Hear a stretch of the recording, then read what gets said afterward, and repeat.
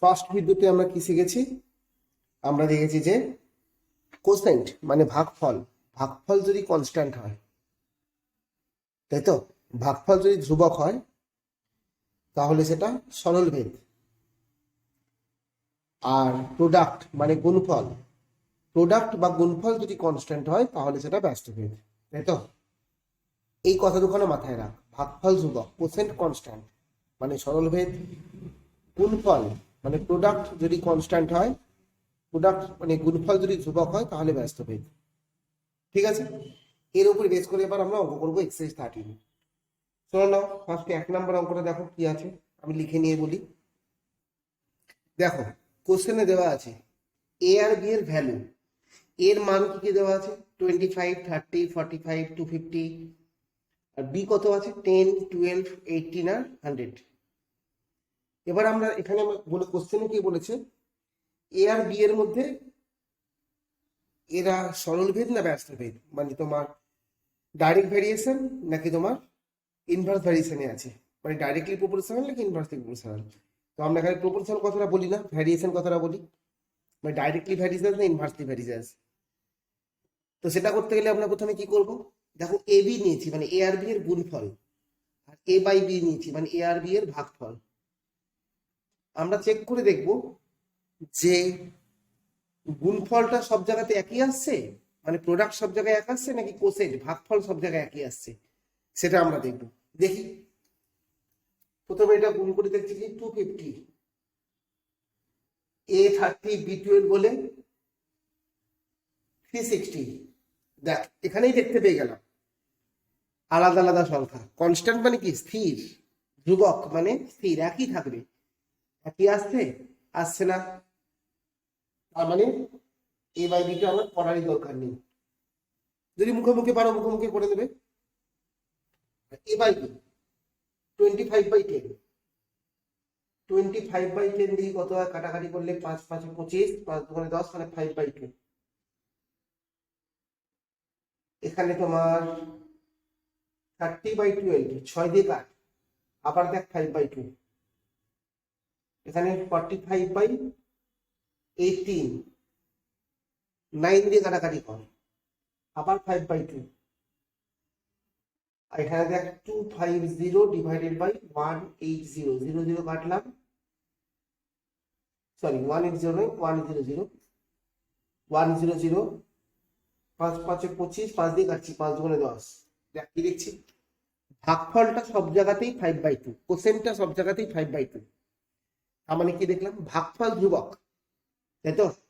ভাগফলটা কি আছে, সব জায়গায় স্থির আছে, একই আছে, সেম আছে, মানে কনস্ট্যান্ট আছে। তার মানে ভাগফল ধ্রুবক মানে কি শিখেছি, সরলভেদ। তার মানে আনসার হয়ে গেল এ ভ্যারিজ বি। বুঝতে পারলি, ভাগফল ধ্রুবক মানে সরলভেদ, এভাবেই তো সরলভেদ লেখা হয়, এ ডাইরেক্টলি ভ্যারিজ বি, এ আর বি সরলভেদে আছে, আনসার।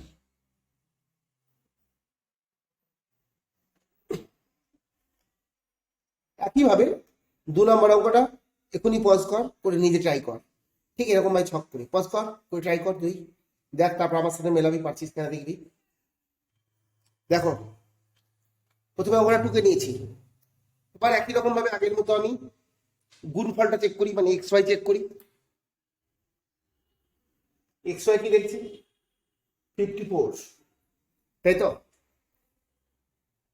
8 এর সঙ্গে আবার 27/4 গুণ কর, এখানে রাফেও গুণ করে দিতে পারিস, এখানে রাফেও তুই গুণ করে দিতে পারিস, 8 × 27/4, কাটাকাটি করলে কত হচ্ছে আবার 54।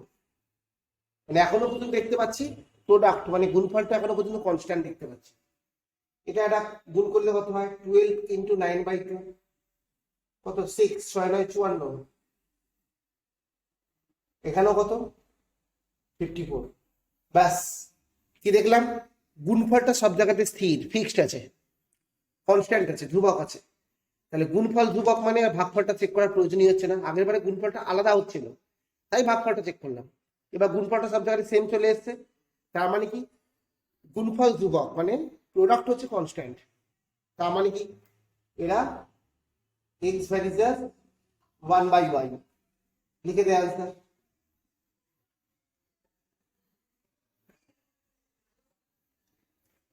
দেখ, বুঝতে পারলি? 3-এর 1 নম্বর অঙ্ক পড়ো। কি বলেছে ভালো করে পড়, আমার সাথেই পড়, বই দেখ। একটা ট্যাক্সি কি বলেছে, 25 মিনিটে 14 কিমি পথ যায়, তাই তো? একটা taxi travels 14 kilometre path in 25 minutes. 25 মিনিটে 14 কিমি যায়, তাহলে 5 ঘন্টায় কত কিমি যাবে? এটা কোশ্চেন। ছোটবেলায় অঙ্ক করতাম আমরা ঐকিক নিয়মে। 25 মিনিটে যায় 14 কিলোমিটার, 1 মিনিটে যায় কত কিমি, 5 ঘন্টা মানে 600 মিনিটস, 600 মিনিটে যায় কত কিমি। ছোটবেলায় ভাবে করতাম। তারপর একটু পরে হলি ক্লাস 8-এ উঠলি, সেখানে আমরা কি দিয়ে করেছিলি তখন? অনুপাত সমানুপাত দিয়ে, রেশিও প্রপোর্শন দিয়ে করেছিলি, রেশিও দিয়ে করেছিলি। এইবার সেই সেম অঙ্ক আমরা ভ্যারিয়েশন দিয়ে করতে শিখবো। তাহলে সবার প্রথম কথা হচ্ছে, এই ধরনের প্রশ্নের অঙ্ক ভ্যারিয়েশন দিয়ে কি করে সলভ করতে হয়, ইম্পর্টেন্ট কথাটা মাথায় রাখ। এখানে ব্যাপারগুলো কি কি, মানে ব্যাপারগুলো বলতে আমি বলছি টপিকগুলো কি কি। টপিক মিনস 25 মিনিটে 14 কিমি, মানে একটা যে টাইমের কথা আর একটা ডিস্টেন্সের কথা। 5 ঘন্টা আবার টাইমের কথা, যাই 5 ঘন্টায় কতটা যায় সেটা বের করতে হবে না, আবার ডিস্টেন্সের কথা। মানে এখানে দুখানা জিনিস নিয়ে কারবার, কি কি? একটা টাইম আর একটা ডিস্টেন্স। এই টাইপের অঙ্কের ক্ষেত্রে সবার প্রথমে করতে হয় কি, যা যা কেস অঙ্কে আছে, যা যা কেস মিনস যা যা টপিক বা যা যা সাবজেক্ট যেগুলো অঙ্কের মধ্যে আছে, যেমন টাইম আছে আর ডিস্টেন্স আছে, এর বাইরে তো কিছু নেই। 25 মিনিটে 14 কিমি মানে টাইম আর ডিস্টেন্স। 5 ঘন্টায় কত কিমি, আবার টাইম আর ডিস্টেন্স, মানে সময় আর দূরত্ব। এইগুলোকে প্রথমে ধরে নিতে হয় সবার প্রথমে। আমি ধরি লেট। আচ্ছা, কাকে ধরতে হয়? যেটা বের করতে বলেছে তাকে ধরবো তা নয় কিন্তু, দুটোই ধরে নেবো। মানে সাবজেক্ট যেগুলো যেগুলো নিয়ে আমার অঙ্ক, সেগুলো সব কটাকে ধরবো। এখানে টাইম আর ডিস্টেন্স নিয়ে অঙ্কতে টাইমকেও ধরবো, ডিস্টেন্সকেও ধরবো। কিভাবে ধরবো দেখ, লেট ধরি, টাইম সময় is equal two T. Capital letter ধরাটা হচ্ছে স্টাইল, তুমি চাইলে স্মল লেটার ধরতে পারো, কোনো ব্যাপার না। আর কি, ডিস্টেন্স দূরত্ব,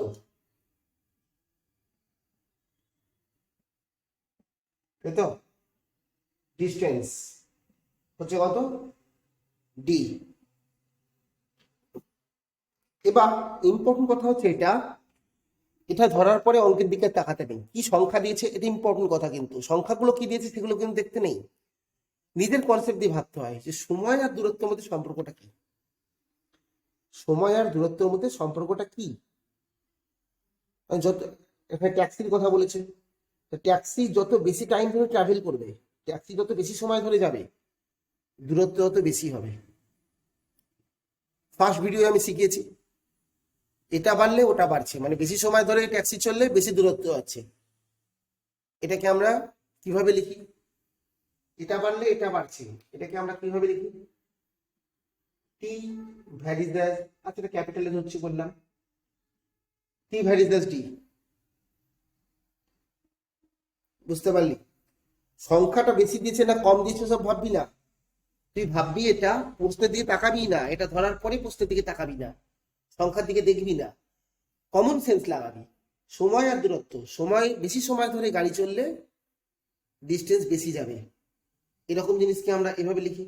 আর যদি এরকম হতো, যদি যদি এরকম হতো যে বেশি সময় ধরে গাড়ি চলে, সময় যদি বেড়ে যায়, গাড়ি কম রাস্তা যাবে, তাহলে কি লিখতাম, টি ভ্যারিজাস 1/d লিখতাম, তাই তো? কিন্তু এখানে কি আমরা কি জানি, সময় যত বাড়বে ডিস্টেন্স তত বেশি যাবে। ঠিক আছে, তারপরের লাইনে অতএব টি ইজ ইকাল টু, একটা কনস্ট্যান্ট আনতে হয় বলেছি আমি, কেটি। কেটা হচ্ছে সেই কনস্ট্যান্ট, পাশে লিখবো। কে হলো ভেদ ধ্রুবক, K is the constant of variation, লিখে নিয়ে দেখাই। দেখো, K is the constant of variation, K হলো ভেদ ধ্রুবক, কে গ্রেটার দ্যান 0। বইতে লেখা থাকে কে হলো অশূন্য ভেদ ধ্রুবক, ভুল লেখা আছে। কেন অশূন্য, মানে তুই ভাবনা, তুই কনসেপ্ট নিজের বুদ্ধি লাগা। অশূন্য মানে কি, শূন্য নয়, তাই তো? শূন্য নয় মানে কি, কোনো একটা সংখ্যা শূন্য নয় মানে হয় সেটা পজিটিভ, নইলে সেটা নেগেটিভ, হয় সেটা ধনাত্মক নয় সেটা ঋণাত্মক। কিন্তু টাইম ডিস্টেন্স এগুলো কখন নেগেটিভ হয়, সেই জন্য এখানে অশূন্য লিখলে ভুল হবে, এখানে লিখতে হবে কে কে অশূন্য লেখা মানে মানে K not is equal to zero লেখা মানে পজিটিভ নেগেটিভ দুটোকেই বোঝাতে পারে, তাই হবে না। এটা আছে যেহেতু টাইম ডিস্টেন্স এগুলো সবসময় পজিটিভই আমরা হিসাব করে থাকি, সেই জন্য এখানে লিখবো আমরা K greater than zero. Greater than zero মানে কি শূন্যের চেয়ে বড়, শূন্যের চেয়ে বড় মানে কি পজিটিভ। ঠিক আছে, এবার এটাকে দিবি 1 নাম্বার সমীকরণ। পাশে তো জায়গা থাকে না, স্বাভাবিক ব্যাপার, মানে এর পাশে 1 নাম্বার দেওয়ার জায়গা নেই, তোদেরও থাকবে না, নিচে দিবি এখানটায় 1 নাম্বার সমীকরণ। এবার অঙ্কটা করার টেকনিক হচ্ছে এরকম যে তোমার কোশ্চেন পড়ো, কি বলেছো 25 মিনিটে 14 কিমি যায়, তাই তো? ট্রাভেল 14 কিলোমিটার ইন 25 মিনিটস, মানে টাইমটা হচ্ছে 25, ডিস্টেন্সটা হচ্ছে 14, টাইমটা হচ্ছে 25, সরি হ্যাঁ টাইমটা হচ্ছে 25 মিনিটস আর ডিস্টেন্সটা হচ্ছে কত 14। দেখো ওটাই লিখেছি, 1 নং সমীকরণে টি এর জায়গায় 25 আর ডি ইজ ইকাল টু 14 বসিয়ে পাই, putting T is equal to 25 আর ডি ইজ ইকাল টু 14 উইকেট। বাংলা ইংলিশ দুটোই লিখে দিলাম, যাদের বেঙ্গলি ভার্সন বাংলা লিখবে এখানেও তাই বাংলাটা লিখবে, বাংলাগুলো লিখবে বেঙ্গলি ভার্সন, আর ইংলিশ ভার্সন যাদের তারা ইংলিশটা লিখবে। ঠিক আছে, আবার ভাবিস না এরকম যে টাইম সময় ইজ ইকাল টু টি এরকম কিন্তু লিখতে হবে না। ঠিক আছে, তো যাই হোক, তাহলে টি এর জায়গায় কত বসাবো 25, ডি এর জায়গায় কত বসাবো 14, টি এর জায়গায় বসাচ্ছি 25 ইজিক্যাল টু আছে, ইজিক্যাল টু দিলাম, কে আছে কে লিখলাম ইনটু ডি এর জায়গায় কত 14। এই অঙ্কের ক্ষেত্রে প্রথমে কি করবি, আমরা কি করবো প্রথমেই কে এর মানটাকে বের করে নেবো, কে এর ভ্যালুটাকে বের করে নেবো। কে ইজিক্যাল টু কত 14টার তলায় আসবে, মানে 25/14 25/14 ঘুরিয়ে লিখছি, কে ইজিক্যাল টু 25/14 হয়ে গেল। এবার শোন বেসিক কনসেপ্টটা বোঝ, মানে কি কোন কনসেপ্টের উপর বেস করে আমরা অঙ্কটা করছি, সেটা আমি তোকে একটু বোঝাই। সেটা হচ্ছে যে দেখ এখানে যখন দেখ 3টে ভ্যারিয়েবল আছে, এগুলোকে বলা হয় ভ্যারিয়েবল, তার মধ্যে 2টো ভ্যারিয়েবলের মান জানি বলেই আর একখানার মান বেরোনো সম্ভব হলো। একই রকম ভাবে এবারেও দেখ, এখন আমি কে এর মানটা জেনে গেছি, এবার প্রশ্ন দেখ, এবার আর 25/14 এর দিকে তাকাবি না, কে এর ভ্যালুটা বসে জেনে গেছি, কেটা এখানে বসাবো। এবার দেখ কোশ্চেনে টি আর ডি এর মধ্যে একটা দেওয়া আছে, দেখ টি টাইম দেওয়া আছে 5 ঘন্টা, যেহেতু এটা মিনিটে আছে এখানেও 5 ঘন্টা 5 বসাবো না, টি এর জায়গায় 5 ঘন্টাকে মিনিট করে নেবো, মানে তোমার 300 মিনিটস। টি এর জায়গায় বসবো 3 বসাবো 300, তার মানে 5 ঘন্টায় কত কিলোমিটার যায় জানতে চেয়েছে, মানে ডি এর ভ্যালু বের করতে হবে। টি এর জায়গায় বসিয়ে দেবো 300, কে এর জায়গায় বসিয়ে দেবো 25, ক্যালকুলেশন করবো ডি বেরিয়ে যাবে। ঠিক আছে, কিভাবে লিখবো এই দিকটা লিখে দেখাই, এখানটায় সেম লেখা হবে। 1 নং সমীকরণে লিখছি না, ডট ডট দিয়েছি, 1 নং সমীকরণে টি ইজ ইকাল টু 300 আর আর কি জানি আমি ডিটা বের করতে বলেছে কোশ্চেনে, দেখ প্রশ্নে লেখা আছে যে 5 ঘন্টায় কতটা যাবে, 5 আওয়ার্সে কতটা যাবে এটা জানতে চেয়েছে। তো 1 নং সমীকরণে কি বললাম আমি, টি ইজ ইকাল টু 300 আর কে ইজ ইকাল টু এই সংখ্যাটা 25/14, হ্যাঁ 25/14 বসিয়ে পাই লিখবি। ঠিক আছে, ইংলিশও লিখবি একই লেখা, putting T is equal to 300 and K is equal two এত উইকেট। চল বসা, এখানে বসা, টির জায়গা কত 300 ইজ ইকাল টু কে এর জায়গায় কত বসবে, কে এর জায়গায় 25/14 ইন্টু টি, কাটাকাটি কর 25 দিয়ে কাটলাম, তাই তো? তাহলে এবার ডি ইজ ইকাল টু কত হবে, 14টা এখানে 12 সাথে গুণ হবে কোনাকুনি, তাই ডি ইজ ইকাল টু হবে এটার গুণফল, ডি ইজ ইকাল টু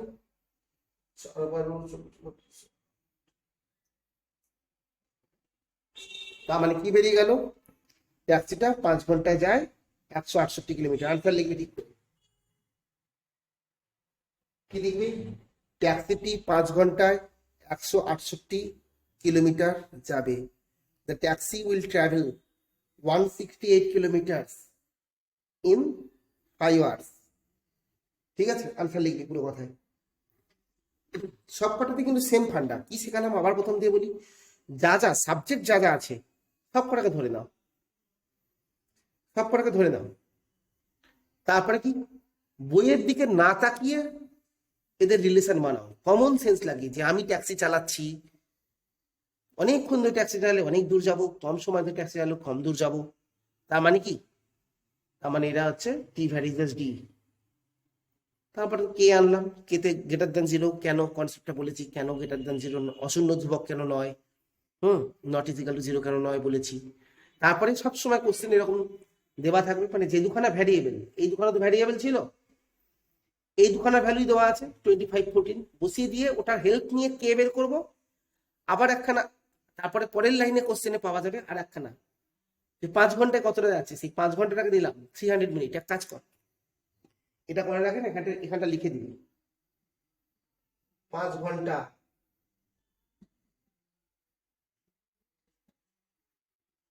ঠিক আছে, 5 hours is equal two 300 minute লিখে দিবি, দিয়ে তারপর এটা করবি। দেখ বুঝলি কিনা বল।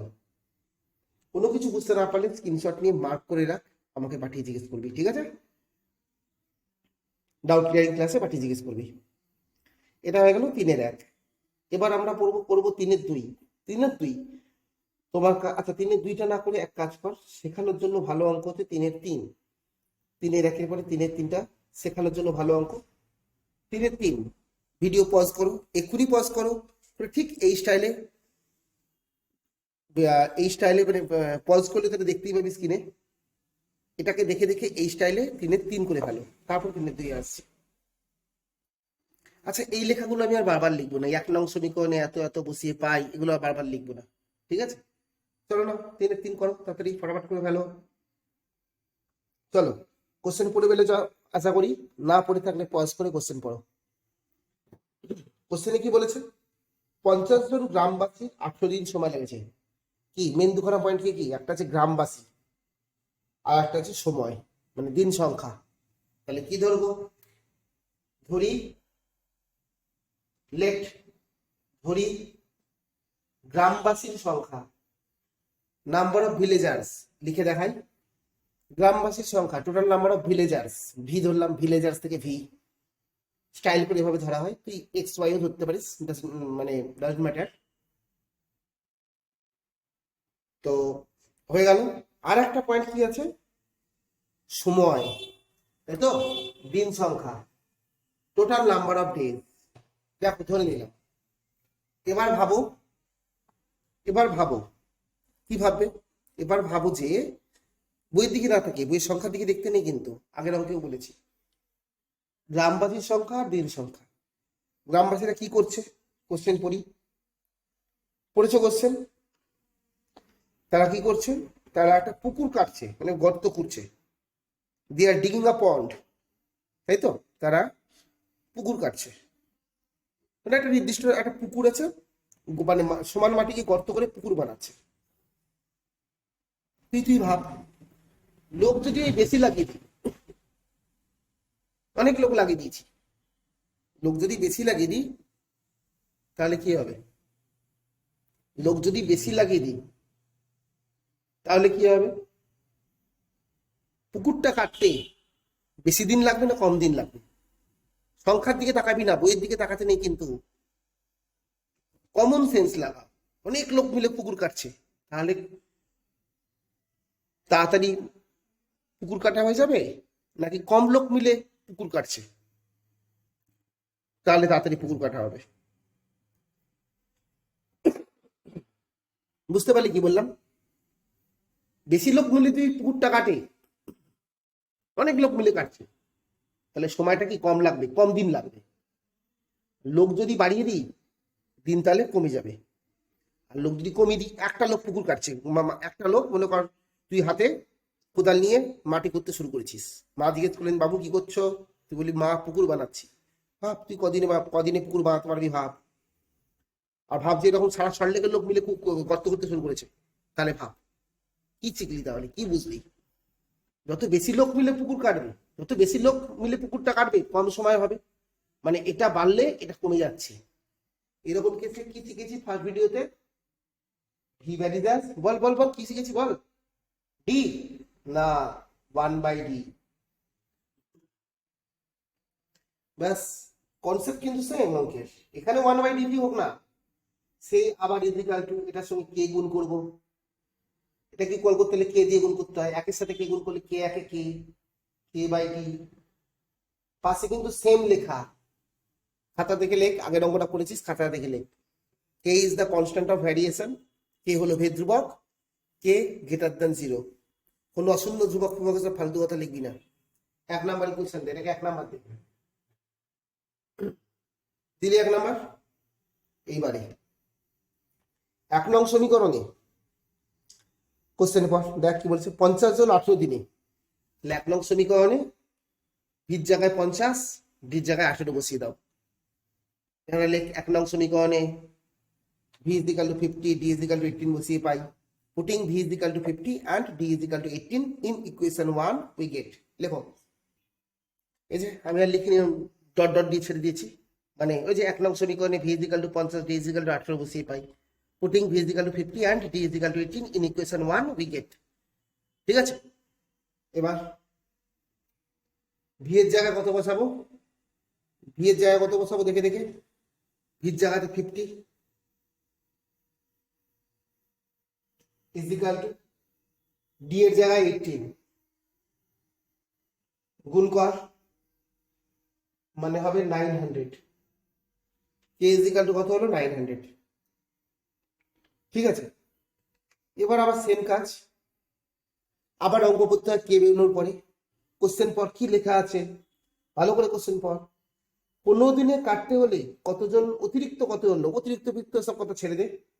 ঠিক আছে, 15 দিনে পুকুরটা কাটতে হলে অতিরিক্ত কতজন লোক কাজ করতে হবে, 15 দিনে পুকুরটা যদি কাটতে হয়, মানে ডি দেওয়া আছে, এখন আমার হাতে কে আছে, এখন ডি দিয়েছে, ডিটা কত বলেছে 15, তাহলে ভিলেজার্স বের করতে হবে। বুঝতে পারলি আমার কথা? এখানে কোশ্চেন এটাই চেয়েছে। তাহলে কি করব, আবার বসাবো 1 নং সমীকরণে, এখানটা লিখছি 1 নং সমীকরণে k is equal to 900 R k is equal to 900 আর না দেখি কোথায় কোশ্চেনটা খুঁজে পাচ্ছি না, তা পেয়ে গেছি। আর ভি, না ভি নয় ডি, 15 দিনে, তো 15 ডেজ বলেছে।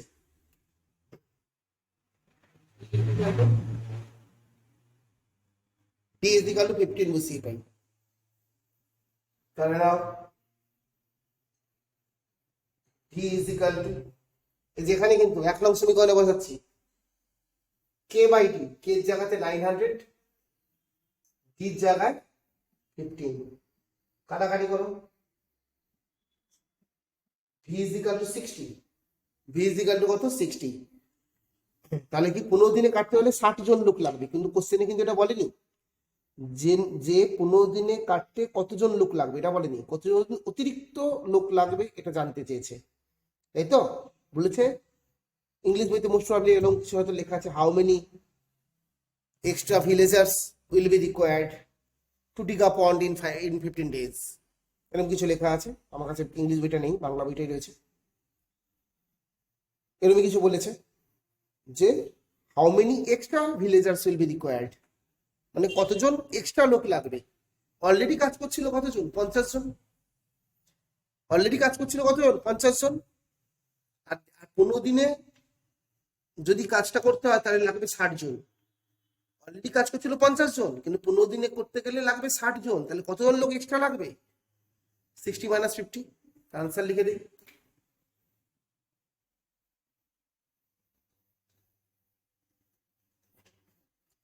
দেখো আনসার লিখে দিয়েছি, 10 জন লোক অতিরিক্ত লাগবে। 10 extra villagers will be required। হলো, দেখছিস সবকটা অঙ্কে একই টাইপের, একই রকম ব্যাপার, একই কনসেপ্টের অঙ্ক একইভাবে করতে হবে, একটু বুঝে করলেই নিজে নিজেই পারবি। এবার 3-এর 2, ঠিক আছে, এটা করে নাও পজ করে, এবার 3-এর 2 করা স্টার্ট করবো।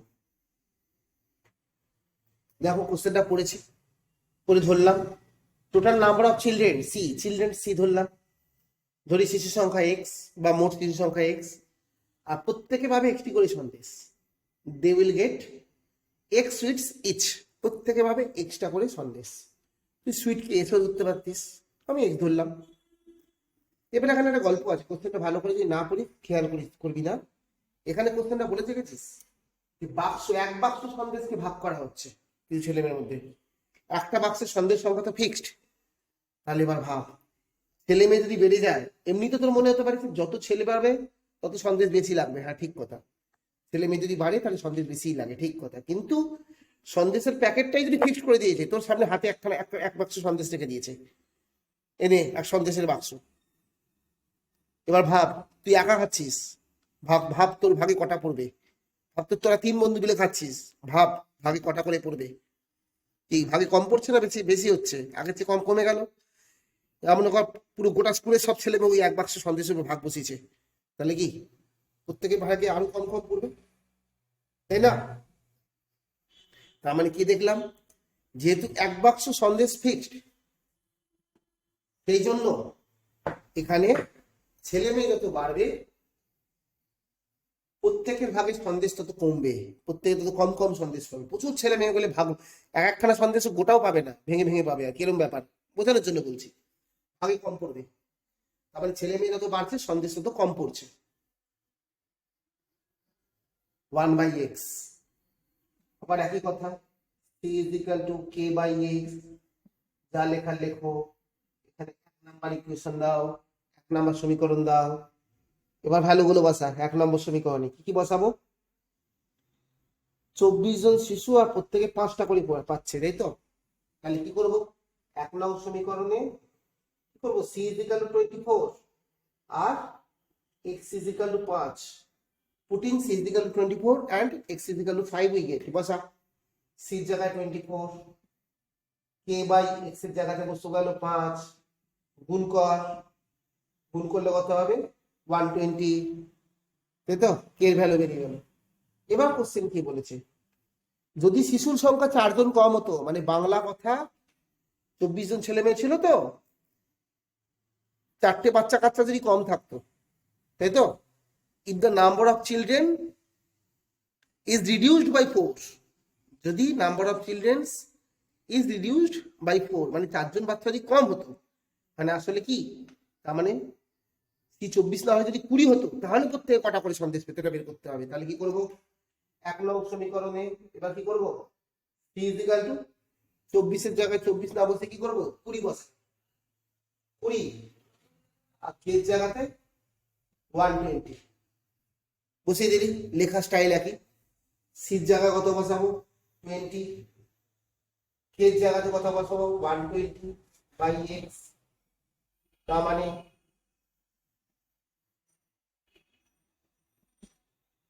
x = কত হলো 6, বুঝতে পারলে? আনসার লিখবি নিজে, হলো 3 এর 3, নে পজ করে করা হয়ে গেলে এবার আমরা করব 3 এর 1 2 3 করলাম। এই সেম টাইপের অঙ্ক আবার আমরা পাবো 8 নাম্বার অঙ্কে 8, তাই জন্য এটার পরে আমরা 4 5 6 7 না করিয়ে আমি 8 এ আছি, কারণ একই রকম অঙ্ক এক জায়গায় পর পর থাকুক, ঠিক আছে?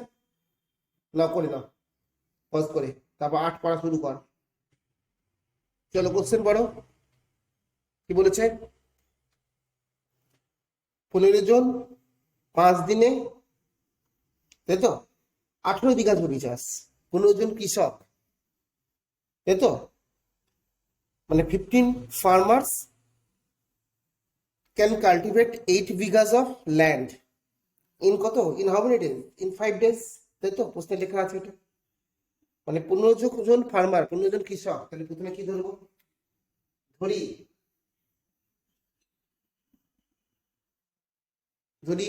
যা যা বলেছে ধর, নিজে ধর, পজ করে ধর, আমি পুরোটা লিখে দেখাচ্ছি। দেখো, number of farmers, total number of farmers, কৃষক সংখ্যা আছে f, total number of days, দিন সংখ্যা আছে d, আর এরিয়া অফ ল্যান্ড, জমির পরিমাণ ল্যান্ড, তাই l ধরলাম, ঠিক আছে? তো এবার তিনখানা আছে, আগের অঙ্কগুলো দুটো করেছিল, বা তিনটে আছে, নো প্রবলেম। টেকনিকটা দেখ, তিনজনের মধ্যে যাকে খুশি একখানে তুমি টার্গেট করো, যাকে তোমার পছন্দ। আমার প্রথমে এফ লেখা আছে, আমি এফকেই টার্গেট করলাম। কি করছি দেখবি, এফ ভ্যারি দেয়, আগেই লিখে দিলাম এফ ভ্যারি দেয়। এফ এর সঙ্গে এবার তিনখানা ভ্যারিয়েবল থাকলে কি করতে হয়, যে কোনো একটাকে টার্গেট করে আগে টুকে দাও, দুবার টুকবো, এফ একবার, আবার একবার এখানে টুকবো, হলো। এবার এফ এর সাথে ডি এর রিলেশন বের কর। ভাব, জমিটা যদি ফিক্সড থাকে, একটা জমি ফিক্সড জমি, তোকে বলে দিয়েছে এই মাঠটাতে চাষ কর, তাহলে বেশি কৃষক চাষ করলে কি কম দিনে চাষ হবে? ফার্মার যদি বেশি হয় তাহলে নাম্বার অফ ডেজ কি হবে, কম হবে, 1/d। একটা জিনিস খেয়াল করলি কি বললাম, যখন আমি এটার রিলেশন বানালাম তখন আমি কি বললাম, একটা ফিক্সড ল্যান্ড, একটা ফিক্সড একটা মাঠ বলে দিয়েছে যে ভাই এই মাঠটাকে চাষ কর।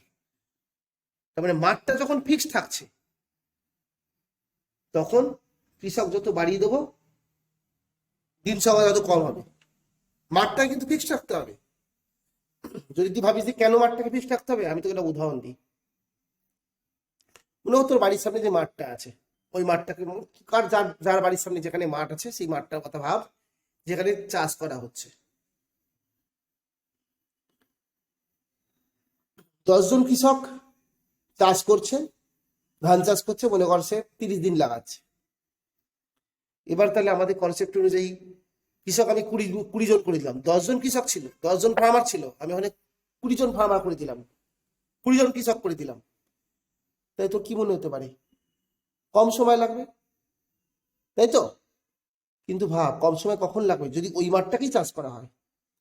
কিন্তু আমি 20 জন কৃষক লাগিয়ে দিলাম, বা বললাম যে যে পুরো কলকাতাটাকে চাষ করো, পুরো কলকাতায় যত মাঠ আছে সব মাঠ চাষ করো। তাই তোর কি মনে হয় যে 10 জনের জায়গায় 20 জন করে দিয়ে আরো কম দিনে চাষ হবে? একদমই নয়। মাঠটাকে তো ঠিক রাখতে হবে রে ভাই। ওই একই মাঠকেই চাষ করতে হবে। তাহলে কি কৃষক সংখ্যা আর দিন সংখ্যা, কৃষক বাড়ালে দিন অবশ্যই কম লাগবে। কখন? সেই নির্দিষ্ট মাঠটাকেই যদি চাষ করা হয়, সেই নির্দিষ্ট জমিটাকেই যদি চাষ করা হয়, ঠিক আছে? তাই সেই জন্য ওটা কথাটা লিখে দিতে হবে যে জমিটা যখন নির্দিষ্ট, তাহলে কি লিখবো এখানে, when L is constant, when L is constant, যখন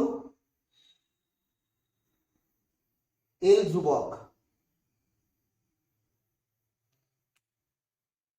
খুব সোজা ফান্ডা আছে, এখানে তিনটে আছে, দুটোর মধ্যে এফ আর ডি দুজনের মধ্যে সম্পর্ক বের করেছি, তাই তো? এফ কে আর ডি কে নিয়ে সম্পর্ক বের করেছি, কাকে নেইনি, এল কে নেইনি, সেটা ধ্রুবক। তাহলে এফ এর সাথে ডি হয়ে গেল, যাকে নেবো না এখানটায় সে ধ্রুবক হয়ে যাবে, মনে রেখে দিবি এই কথাটা, তাহলেই হবে, তাহলে সব পারবি, ঠিক আছে? এবার এফ এর সাথে এল, এফ এর সাথে এল, কৃষক যত বেশি হবে, তত বেশি জমি চাষ হবে না কম জমি চাষ হবে? দিন যখন ফিক্সড, যখন দিনটা হচ্ছে ফিক্সড, মানে একদিন টাইম দেওয়া হয়েছে, একজন কৃষক চাষ করছে, ভাব কত জমি চাষ করবে, ওই একদিনই টাইম দিয়েছি, 100 জন কৃষক মিলে চাষ করছে, তাহলে কি ভাব আরো বেশি জমি চাষ হবে, তো অনেক জমি চাষ হয়ে যাবে। তার মানে কি, দিন যদি ফিক্সড থাকে তাহলে নাম্বার অফ ফার্মার্স আর এরিয়া অফ ল্যান্ড, কৃষক সংখ্যা আর জমির পরিমাণ, যত কৃষক বাড়বে তত বেশি জমি চাষ হবে, মানে এটা বাড়লে এটাও বাড়ছে। তাহলে এইসব ক্ষেত্রে আগের ভিডিওতে শিখেছি, F varies one by F varies L. পাশে কি লিখবো, কাকে নেইনি, এফ আর এল কে নিয়েছি, এই লাইনটাতে নেইনি কাকে, এই লাইনটাতে নেইনি কাকে, ডি কে নেইনি, D constant. when d is constant, যখন d ধ্রুবক, হলো। এবার দেখ, দুটো কেস আছে। ফার্স্ট ভিডিও শিখেছি থিওরিম অফ জয়েন্ট ভ্যারিয়েশন, মানে যৌগিক ভেদের উপপাদ্য, যে এরা যদি সেম থাকে তাহলে কি হয়। আচ্ছা এটা লিখবো আমরা, আচ্ছা লিখে দেখাই। দেখো, according to the theorem of joint variation, যৌগিক ভেদের উপপাদ্য অনুসারে কি হবে, এফ ভ্যারিজ যৌগিক ভেদের উপপাদ্য জয়েন্ট ভ্যারিয়েশন কি শিখেছিলাম, এটাও এফ এটাও এফ, তাহলে এফকে এফই রাখতে হয়। আর একটা দিক যেটা আছে ওদেরকে গুণ করে দিতে হয়, মানে 1/d সঙ্গে এল কে মাল্টিপ্লাই করতে হবে, কত হবে L/D। এরপরে তুমি আবার কে কে নাও কনস্ট্যান্ট, তাহলে কি হবে বলো, F is equal to K L/D, F is equal to K L/D। পাশে সেম কথা লেখা, কে হলো বলো ভেদ ধ্রুবক, কে গ্রেটার দ্যান 0, তাই তো, K is the constant of variation, K greater than 0। এটাকে এবার আমরা 1 নাম্বার ইকুয়েশন দেবো।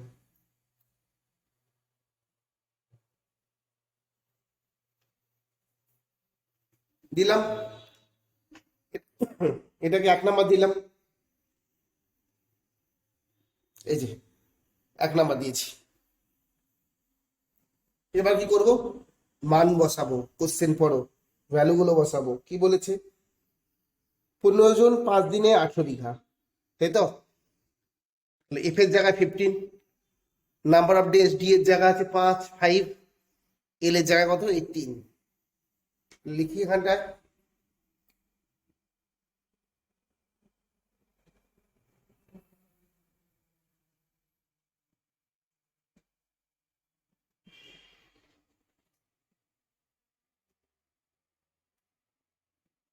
লিখবি 1 নং সমীকরণে এত এত এত বসিয়ে পাই, ইংলিশ ভার্সন দ্বারা ইংলিশে লিখবি, এফ এর জায়গা কত 15,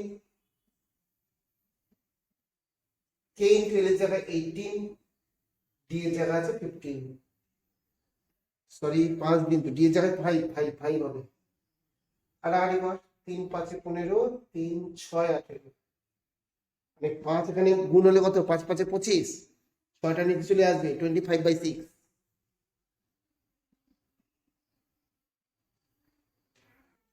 কে ইজ ইকুয়াল টু কত হলো 25/6। বুঝতে পারলে কি বেরোলো, কে এর ভ্যালু বেরিয়ে গেল। তাহলে কে এর ভ্যালু যখন বেরিয়ে যায়, এবার নেক্সট কাজ কি দেখি, কত নম্বর কি করছি অঙ্কটা, কোন অঙ্কটা করছি, হ্যাঁ কোশ্চেন কি বলেছে দেখ, কে বেরিয়ে গেছে, মানে এখানে ভাব কে এর ভ্যালুটা এখন আমরা এখানে বোঝাতে পারবো। এই 3 জনের মধ্যে যে কোনো একটাকে বের করতে দেবে, যাকে বের করতে দেবে সেটা বাদ দিয়ে বাকি দুখানা দেওয়া থাকবে, খুঁজি কি দেওয়া আছে, খুঁজি কোশ্চেনটায়, ওই দেখ বলেছে 10 জন 10 ফার্মার্স, 10 জন কৃষক আর 12 বিঘা জমি, তার মানে এফ এর জায়গায় বুঝবো কত 10, আবার একই কথা 1 নং সমীকরণে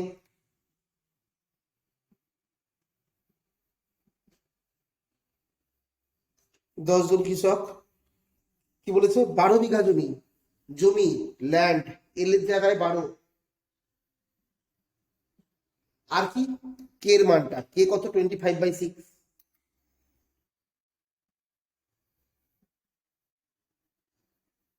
অত বসিয়ে পাই, ঠিক আছে, এফ এর জায়গাতে 10, কে এর জায়গাতে 25/6, অনেকের হ্যাবিট আছে এরকম, এই যে এই দাগটা তো এই দাগটা, এখানে 25/6, এরকম লেখার প্রয়োজন হয় না বুঝলি, এরকম ভাবে 25/6 এরকম ভাবে লেখার প্রয়োজন নেই, এভাবে লিখবি শোন, যাতে ক্যালকুলেশন চটপট হয়। কে তো দাগের উপরে আছে, মানে নিউমারেটারে আছে, মানে লবে আছে, লবে যদি ফ্র্যাকশন বসাতে হয়, লবে যদি ভগ্নাংশ বসাতে হয়, এখানে 25/6 লেখার দরকার নেই, উপরে 25 ডাইরেক্ট নিচে 6 বসা, হয়ে গেল। এবার এই দাগের উপরে তো এল লেখা আছে, এল এর ভ্যালু বসা 12, দাগের নিচে ডি আছে, ও ডিটাই তো বের করতে হবে, লবের ভগ্নাংশ নরমাল লিখবি, তো দিয়ে কাটাকাটি করি,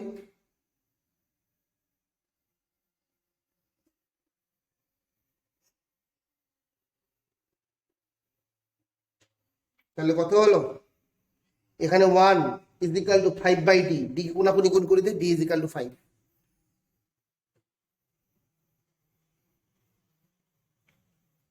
ঠিক আছে, আনসার লিখে এবার দেখো এটা করে নাও প্রথমে পজ করে। এবার এই সেম টাইপের অঙ্ক হচ্ছে 14, 14 নম্বর অঙ্ক। ঠিক আছে, এটা করা হয়ে গেলে 14 অঙ্ক ভালো করে মন দিয়ে পড়। দেখ হলো, তাহলে এবার আমরা পুরোটা করে নে। এবার কোশ্চেন নাম্বার 14, 14, 14 পর পর কোশ্চেন পর। কি বলেছে কোশ্চেন? 2400 বিঘা জমি 25টা লাঙল দিয়ে চাষ করতে 36 দিন টাইম লাগে, তাই তো? 2400 বিঘা জমি 25টা লাঙল দিয়ে চাষ করতে 36 দিন টাইম লাগে। তাহলে করো, কি কি ধরবো? প্রথমে ধর, নিজে নিজে ধর। কি কি জমির কথা বলেছে? ল্যান্ড, যা পারিস ধর, এল ধর। 25টি লাঙল, লাঙল ইংলিশ হচ্ছে প্লাউ, তুই পি ধরতে পারিস, তা নাহলে তুই চাইলে এক্সও ধরতে পারিস। বুঝতে পেরেছিস? আর নাম্বার অফ ডেজ, ডি।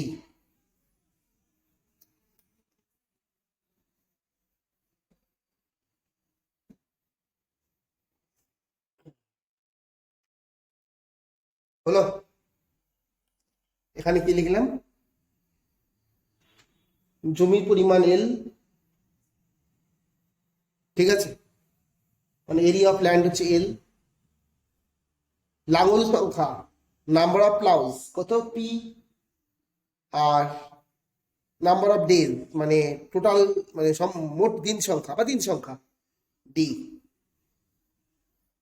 তাহলে এবার বল, আমি কি বলি, তিনটে থাকলে কি করতে হয়? তিনটের মধ্যে যে কোনো একটাকে টার্গেট করো। আমি এল কে টার্গেট করলাম,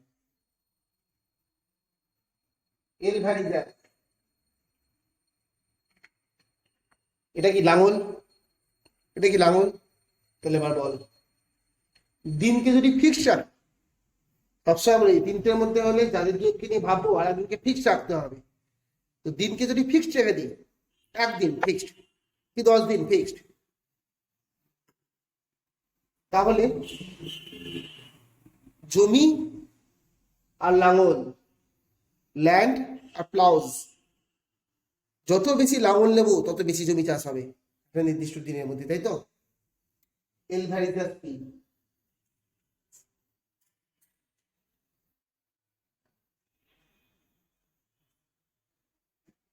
when d is constant, যখন এল আর পি কে নিয়েছি, বাকি জনকে ধ্রুবক করে দিতে হয়।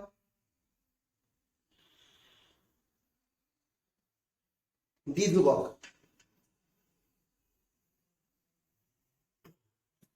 এল আর ডি।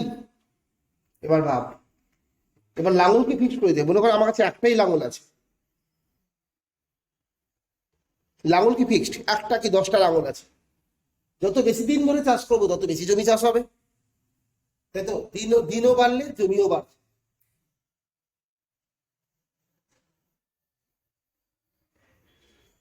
এল আর ডি নিয়েছি, কাকে নিয়ে নি? P K. তাহলে পি কনস্ট্যান্ট হলো। তাহলে এখানে কি লিখবো?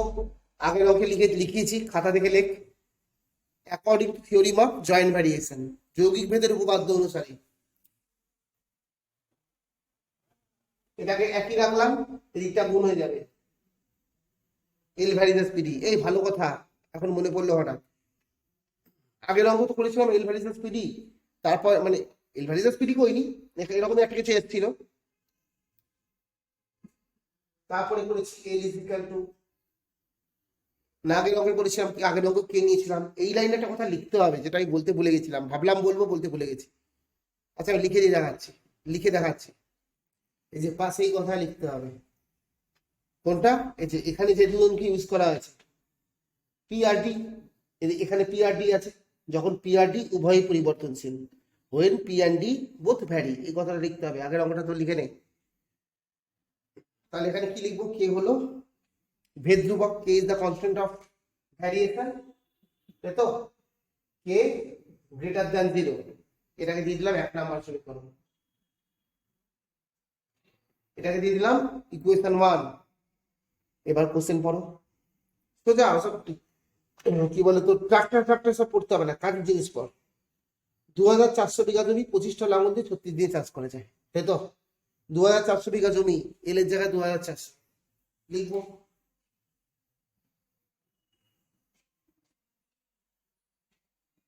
আর কি বলেছে, নাম্বার অফ ডেজ কত? 36, তাই তো দেখলাম নাকি? হ্যাঁ, 25টি লাঙল দিয়ে 36 দিনে, মানে পি হচ্ছে 25।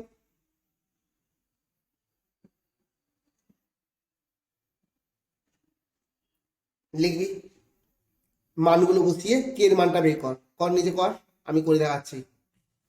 দেখো, কে ইজ ইকাল টু 8/3। এবার কি বলেছে,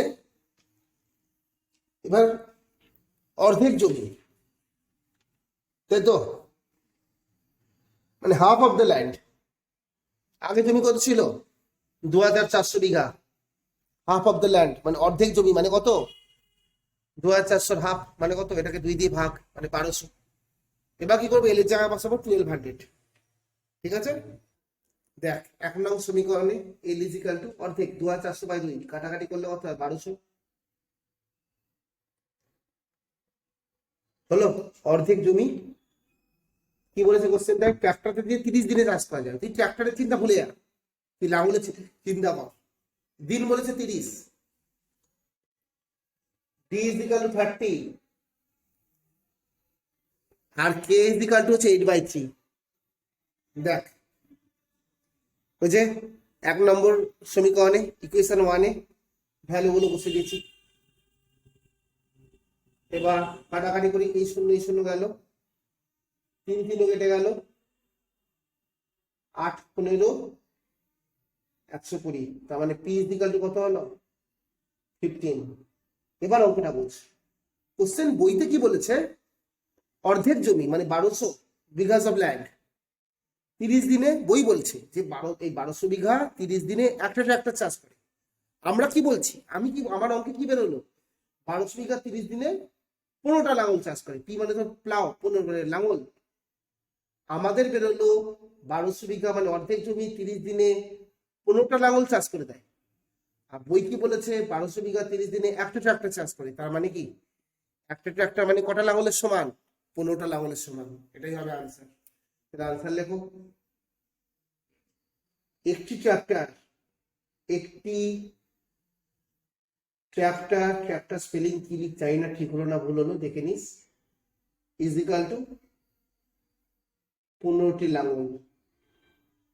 বাইরে লেখ, ভালো হয়। একটি ট্রাক্টর 15টি লাঙলে সমান কাজ করে। ইংলিশটাও লিখে দিচ্ছি, ঠিক আছে?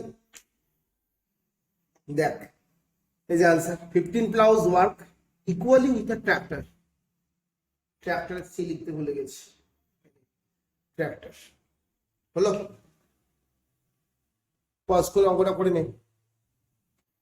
দেখ 9 নম্বর অঙ্ক, দেখ কি আছে, কোশ্চেন পড় আগে, পজ করে কোশ্চেন পড়। গোলকের আয়তন, ভলিউম অফ স্ফিয়ার। গোলক বা স্ফিয়ার মানে বুঝিস তো, ফুটবল, ফুটবল দেখেছিস, ওটা হচ্ছে গোলক বা স্ফিয়ার। আর আয়তন বলতে কি বোঝায়? আয়তন বলতে বোঝা যাচ্ছে তার ভিতরে কতটা হাওয়া আছে, বা যদি আমি একটু জল ভরে রাখি তাহলে ভিতরে কতটা জল আছে। বলো আমার ফুটবলের ভিতরে আমি জল ভর্তি করেছি, তাহলে কতটা জল আছে, সেটা হচ্ছে ভলিউম বা আয়তন।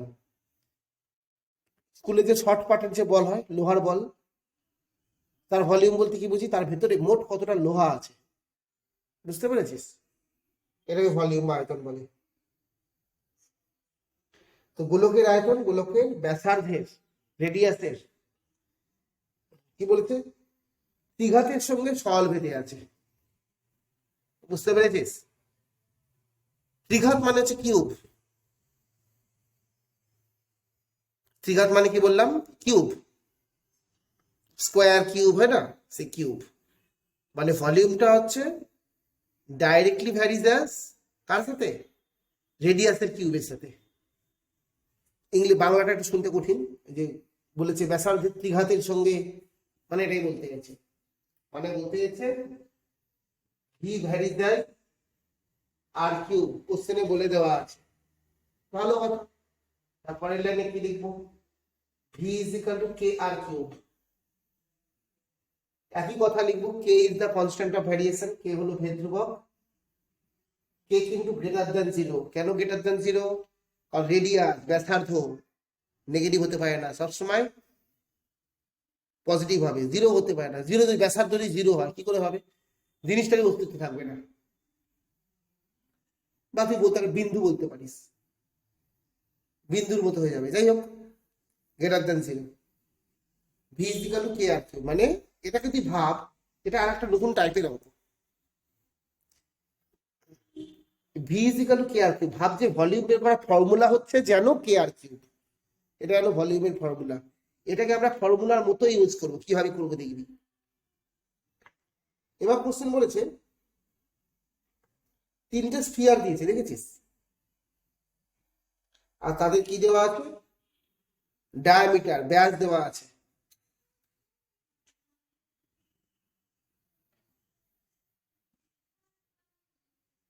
তিনখানা স্ফিয়ার, এদের প্রত্যেকটা ডায়ামিটার দেওয়া আছে। ডায়ামিটার মানে ব্যাস, ব্যাস মানে জানিস তো, এই এই পুরোটা হচ্ছে ব্যাস।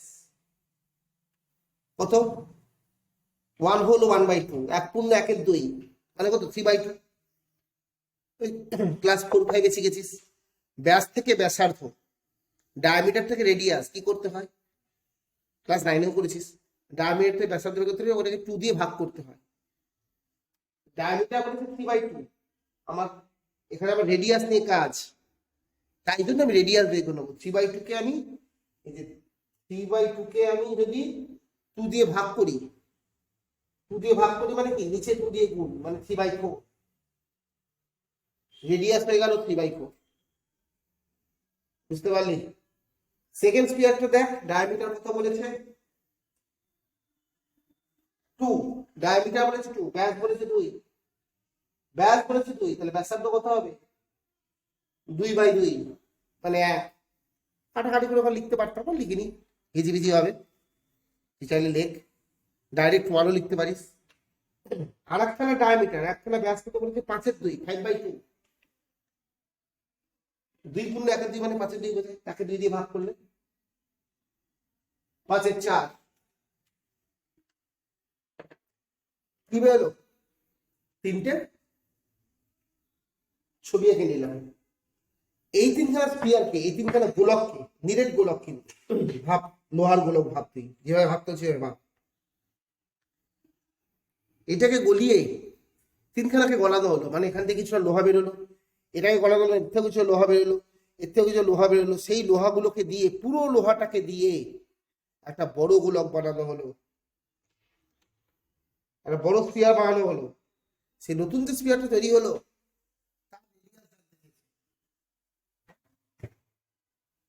তাহলে এবার তার মানে কি, এটার ভলিউম মানে এটার লোহা প্লাস এটার লোহা, এটার ভলিউম প্লাস এটার ভলিউম মিলে বড়টার ভলিউম, বড়টার আয়তন। এই বড়টার ব্যাসার্ধ ধরেছি আমি, বড়টার ব্যাসার্ধ কত ধরলাম, স্মল আর ধরলাম। ঠিক আছে, তাহলে কি ধরবো, ধরি নতুন গোলকের ব্যাসার্ধ স্মল আর, নতুন যে গোলকটা বানালাম তার ব্যাসার্ধ স্মল আর। ঠিক আছে, কোশ্চেন কি জানতে চেয়েছে, নতুন যে গোলকটা বানানো হয়েছে তার ব্যাস চেয়েছে, মানে ডায়ামিটার চেয়েছে, তার এই ব্যাসার্ধ, রেডিয়াস কেন ধরলাম, আর রেডিয়াস যদি বেরিয়ে যায় তাকে 2 দিয়ে গুণ করলে, 2 দিয়ে মাল্টিপ্লাই করলে তো ডায়ামিটার বেরিয়ে যাবে, ব্যাসার্ধকে 2 দিয়ে গুণ করলে তো ব্যাস বেরিয়ে যায়। না জানলে জেনে ফেল, তুই যদি থাকিস যে জানিস না, তাহলে সে জেনে ফেল যে ব্যাস, ব্যাস মানে 2 গুণ ব্যাসার্ধ। ঠিক আছে, ডায়ামিটার মানে 2 × রেডিয়াস। ঠিক আছে, তো আমি আগে রেডিয়াস বের করবো, প্লাসে 2 দিয়ে গুণ করে নেবো। যাই হোক, ঠান্ডাটা কি, এই তিনখানা গলিয়ে এটা বানানো হলো, এর ব্যাসার্ধটা আমি ধরেছি স্মল আর, তাহলে ওখানটা লিখি, লিখে দেখাচ্ছি। দেখো বাংলা ইংলিশ দুটো লিখে দিয়েছি। ইকুয়েশনটা কি হবে, ইকুয়েশন মানে অতএব প্রশ্নানুসারে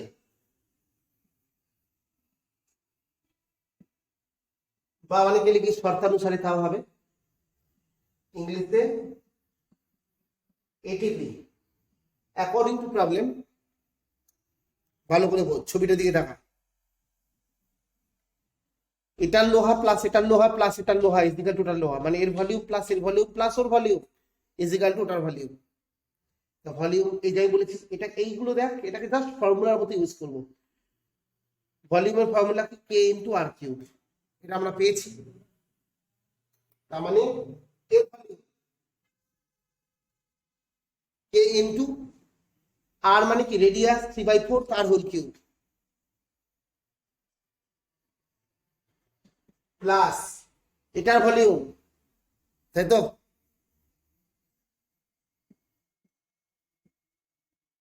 2/2 এর হোল কিউব কত? দুই আর দুই কেটে এক লিখবো, প্লাস কে ইন্টু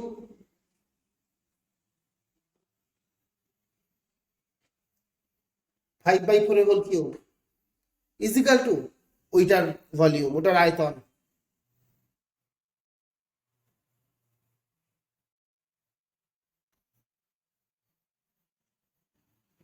কি? কে ইন্টু ওটা যা রেডিয়াস, রেডিয়াসের কিউব। এবার এটাকে ক্যালকুলেশন করি। কে কমন নেই প্রথমে, কে কমন নিলাম, তাহলে 27/64। এটার মানে তো 1, 1 এর কিউব 1 হয়, এটা 125/64 is equal to K R cube, তাই তো? এবারে কে আর কে কেটে দিলাম,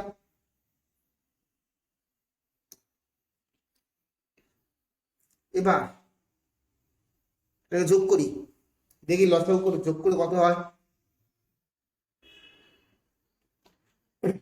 তুই মুখে মুখে পারলে মুখে মুখে করিস, তাহলে তুই যোগ তো নিজেরাই পারবি। তুই না পারলে আমি বলবি যে আমি পারিনি যোগ। আমি আমার আমি তুই তোর স্টাইলে যোগ করিস, আমি আমার মতো করে করছি।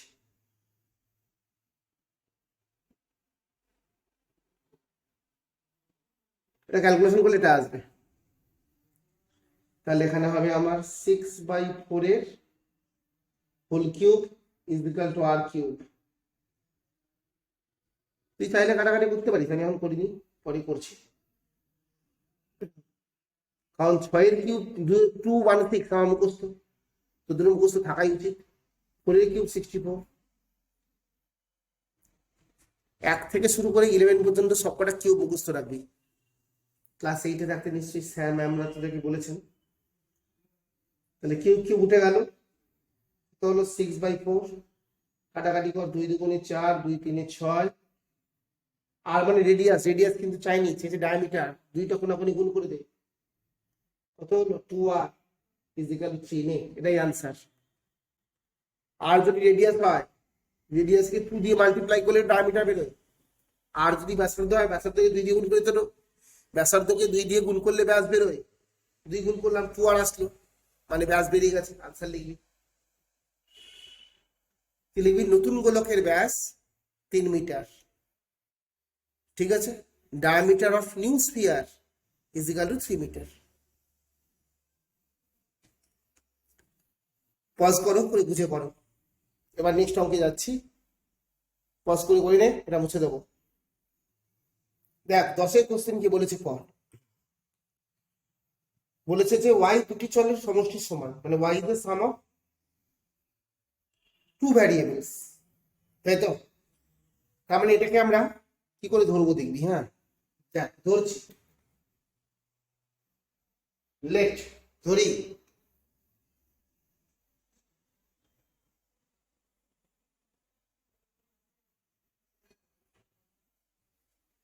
y is equal two a plus b, দুটো ভ্যারিয়েবল, একটা a একটা b। তুই এটাকে স্মল লেটারও ধরতে পারিস, ঠিক আছে? এই যে y দুটি চলের সমষ্টির সমান, দুটো ভ্যারিয়েবলের যোগফল, y is the sum of two variable, এই একটা ভ্যারিয়েবল এই একটা ভ্যারিয়েবল। এবার কোশ্চেন কি বলেছে, এই দুটো ভ্যারিয়েবলের মধ্যে একজন এক্স এর সঙ্গে সরল ভেদে, একজন এক্স এর সঙ্গে সরল ভেদে আর একজন এক্স এর সঙ্গে ব্যস্ত ভেদে, দেখেছিস কোশ্চেন লেখা আছে, ইংলিশ বইয়ে দেখ লেখা আছে, কত লেখা আছে, one of them varies as, directly varies as কি এক্স, তাই তো, বা ডাইরেক্টলি ভ্যারিজ উইথ এক্স। আর একখানা অ্যানাদার ওয়ান, মানে একটা হচ্ছে এক্স এর সঙ্গে সরল ভেদে, আর একখানা ভ্যারিজ ইনভার্সলি উইথ, মানে B, B varies inversely with X, মানে কি, তো এ হচ্ছে ভ্যারিজেস এক্স, বি হচ্ছে ভ্যারিজেস ওয়ান বাই এক্স। একটা আছে ডাইরেক্টলি ভ্যারি করছে, আর একটা ইনভার্সলি ভ্যারি করছে। ডাইরেক্টলি ভ্যারিজ আর ইনভার্সলি ভ্যারিজ, একটা সরল ভেদ, একটা ব্যস্ত ভেদ, প্রশ্নে লেখা আছে। এবার দেখবি, অতএব a is equal to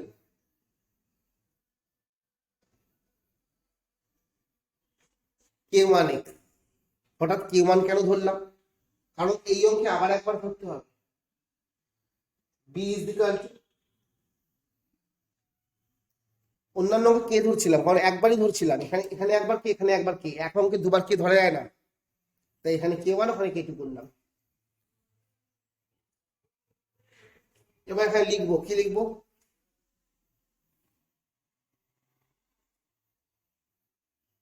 k1 হলো ভেদ ধ্রুবক। তুই কিন্তু এখানে চাইলে লিখতে পারিস যে k1 হলো অশূন্য ভেদ ধ্রুবক, এবার আর ভুল নয়। কিন্তু আমি মানে ওয়ার্ডে লেখার থেকে ম্যাথামেটিক্যালি লেখাটা বেশি পছন্দ করি, কিন্তু অশূন্য কথাটা না লিখে আমি এখানে এরকম লিখছি, k1 not is equal two 0, তার মানে কি শূন্য নয়। আর এখানে কি লিখবো, সেম কথা লিখবো, k1 এর জায়গায় শুধু k2 লিখবো। এখানে বাংলা লিখেছি, একটু ইংলিশটা লিখে দেখাই, দেখো a is equal to k1x, b is equal to k2x, এই যেখানে বুঝে বলছিলাম, তাহলে লিখতে পারো k2 is the non-zero constant of variation। অত নন জিরো পিরিয়ড লেখার থেকে আমার কাছে এটা বেটার লাগে, k2 not is equal two 0, তাই আমি এভাবে লিখেছি। যে প্রচুর লিখতে ভালোবাসে সে লিখতে পারি, দাগ টেনে দুটো আলাদা করে দিলাম, দিয়ে এবার কি করবো, a মানে k1x, b মানে k2x, এই যে a এর ভ্যালুটা, a মানে তো k1x, b মানে তো k2x, এটা এখানে বসিয়ে দেবে। কোনো সমীকরণ নাম্বার ইকুয়েশন নাম্বার দেওয়া লাগবে না।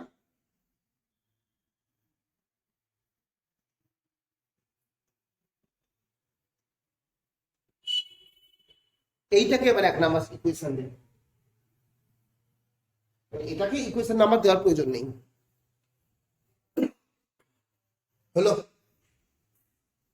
এবার কোশ্চেন পর, কোশ্চেনে কি বলা আছে, x is equal to 1 হলে y is equal to -1, when x is equal to তোমার 1, তাই তো, then y is equal to -1, x 1 হলে y -1, তাহলে না x এর জায়গায় 1, এই 1 আর -1 যেটা বললাম, এটা কারো বই যদি অন্য কোনো সংখ্যা থাকে তাহলে বুঝবি এটা ভুল আছে। x is equal to 1 R y is equal to -1 বলেছে, আর একটা বলেছে x is equal to 3, y is equal to 5, তাই তো। তাহলে আচ্ছা কাজ করি, দাঁড়া, এটাকে 1 নম্বর সমীকরণ দিচ্ছি না, এটা হলো তো, তাহলে একটু অনেক কম লিখতে হবে। এখানে লিখবো হচ্ছে সুতরাং, এটা সুতরাং এর চিহ্ন,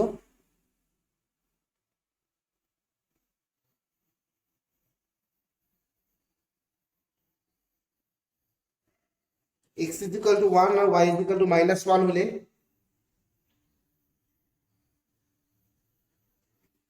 আন্ডারলাইন করে দিলাম, দেখতে ভালো লাগে, চোখে পড়ে। x এর জায়গায় বলতে 1 বসিয়ে দে, y এর জায়গায় -1 বসিয়ে দে, y এর জায়গায় -1, q1 into 1, q1 এর সঙ্গে এটা কিছুই না, q1 দিয়ে কি ভাবছিস এটা আবার কি জিনিস, কিছুই না, অ আ ক খ যেমন হয়, এবিসিডি যেমন হয়, ওরকমই যে ভাব যে q1 একখানা লেটার, k2 একটা লেটার, নিচে যে সংখ্যাটা ওগুলোকে পাত্তা দেওয়ার দরকার হয় না, k1 পুরোটাই একটা লেটার বলে ভাব, k2 পুরোটাই একটা অক্ষর বলে ভাব, একের সঙ্গে k1 গুণ করলে k1 প্লাস k2 বাই 1, নিচে তো 1 আমরা লিখি না, তাই তো, k2 ডিভাইডেড বাই 1, এটাকে 1 নাম্বার। আর একখানা কোশ্চেনে কি বলেছে দেখ, বলেছে যে দাঁড়া খুঁজি, x ইজিক্যাল টু 3 হলে y ইজিক্যাল টু 5, তাহলে কি লিখবো?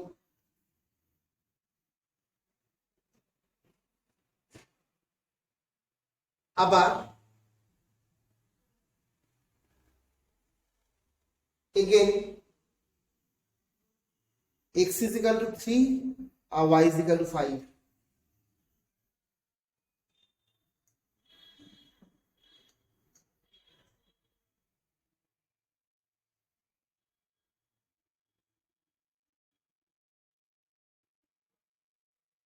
আবার সেম লেখা, একটা বাংলা লিখলাম একটা ইংলিশ লিখলাম। এখানে লিখবি if x is equal to 1 y is equal to -1, Bangla তো লেখাই আছে, ইংলিশে এখানে লিখেছি, বাংলা হবে কি আবার x is equal to 3 y is equal to 5 হলে বসা, x এর জায়গায় 3 বসা, y এর জায়গায় 5 বসা, y এর জায়গায় 5, x এর জায়গায় 3, x এর জায়গায় আবার 3,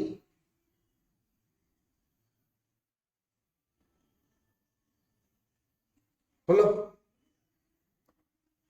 এই অঙ্কটা যে এটাকে একটু দেখতে সুন্দর সুন্দর করে নি, আমাকে যদি ক্যালকুলেশন করতে বলিস এটাকে, আমার স্টাইল হচ্ছে আমি এখানে ডাইরেক্ট লিখবো 15 is equal two 9k1 plus k2। কি করে করলাম? আমি তো লসাগু ফসাগু করি না, উভয় পক্ষকে আমি 3 দিয়ে গুণ করে দিলাম, মাল্টিপ্লাই করে দিলাম, ডাইরেক্ট লিখে দিতে পারি। আর না হলে সবার জন্য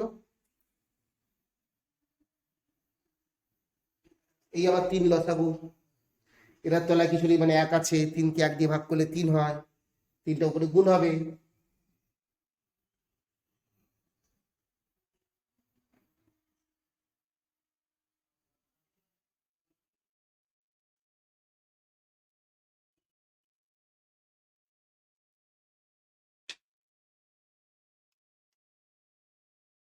দেখো বুঝতে পেরে দুখানা সমীকরণ মান। এবার কি করবো দেখ, এই দুখানাকে আমি এবার অপনয়ন করব। ক্লাস 9-এ করেছিস মেথড অফ এলিমিনেশন, অপনয়ন পদ্ধতি। অপনয়ন করে k1 আর k2 মানটা বের করছি, ঠিক আছে? দেখো এদিকে অপনয়নটা করলাম, k2 এর ভ্যালু বেরোলো 2, এই k2 যে মানটা বেরোলো সেই মানটাকে এবার 1 বা 2 যেখানে খুশি যেখানে ভালো লাগে বসিয়ে দে।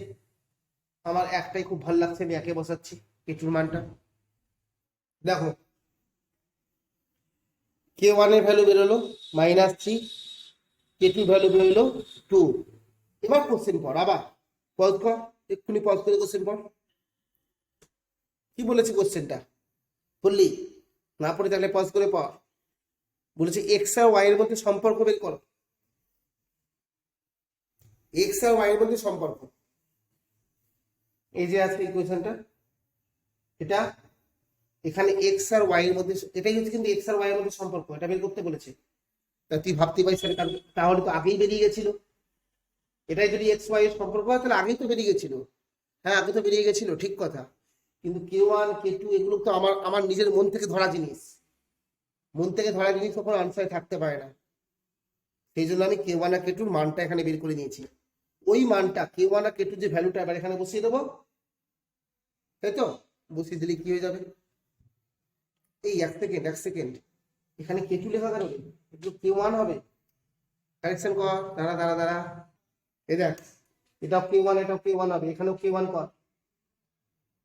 এখানে দেখ -1 is equal two k1 plus k2, তো এই যে -1 ইজিক্যাল টু k1 এর জায়গায় 2 বসাবো প্লাস k2, হলো k1 আর k2 ভ্যালু বেরোলো, বেরিয়ে গেল। এইবার আনসার লিখবো, k1 আর k2 ভ্যালুটা এখানে বসিয়ে দেবো, আনসার। তার ওইদিকে আনসারটা লিখি, আর কিছু করার নেই, ডাইরেক্ট আনসার। দেখ নির্ণেয় সম্পর্ক, দ্য রিকোয়ার্ড রিলেশন কি, y is equal two k1x, k1 এর জায়গায় কত বসবে 2, মানে 2x plus k2 by -3, k2 by -3 মানে তার মানে 2x মাইনাস k2 বাই 3, তাই তো? হলো। দেখ y is equal two k1x, k1 এর জায়গায় ভ্যালু বসালাম 2x প্লাস k2/x, k2 মানে কত বললাম -3। আচ্ছা ওখানটা বলতে গিয়ে ভুল করেছিলাম, k2/-3 নাকি বলেছিলাম, যাই হোক k2 এর জায়গায় -3 বসালে -3/x। দেখ ওটাই x আর y এর মধ্যে রিলেশন হলো 10 নম্বর। এবার পুরো হুবহু সেম অঙ্ক হচ্ছে 11 নম্বর অঙ্ক 11, শুধু ভাষাটা আলাদা। এটা করে নিয়ে 11 নম্বর অঙ্ক পাও। দেখ এখানে মডিফাই করছি, কোশ্চেন কে বলে রেখেছে, কোশ্চেন পর 11, এটা 11 নয়, এটা 10-এর অঙ্কটাই আছে, তুই 11 কোশ্চেন পর। বলছে এক্স ডেসিমিটারে কূপ খনন করার জন্য মোট ব্যয়ের একটা অংশ এক্স এর সঙ্গে সরল বেঁধে আর একটা অংশ এক্স স্কোয়ারের সঙ্গে সরল বেঁধে, একটা এক্স এর সাথে ডাইরেক্ট ভ্যারিয়েশনে আছে আর একটা এক্স স্কোয়ারের সাথে ডাইরেক্ট ভ্যারিয়েশনে আছে। কি টোটাল যে এক্সপেন্সটা, টোটাল এক্সপেন্সের দুটো পার্ট, ঠিক আছে, টোটাল এক্সপেন্সের দুটো পার্ট, তার মধ্যে একটা পার্ট হচ্ছে এক্স এর সঙ্গে ডাইরেক্ট ভ্যারিয়েশনে সরল বেঁধে আর একটা পার্ট এক্স স্কোয়ারের সঙ্গে সরল বেঁধে। তাহলে মোট টোটাল এক্সপেন্সের মোট খরচের হচ্ছে দুখানা অংশ। এখানে কি করছি দেখ, কি করছি, মোট ধরি মোট খরচ ইজিক্যাল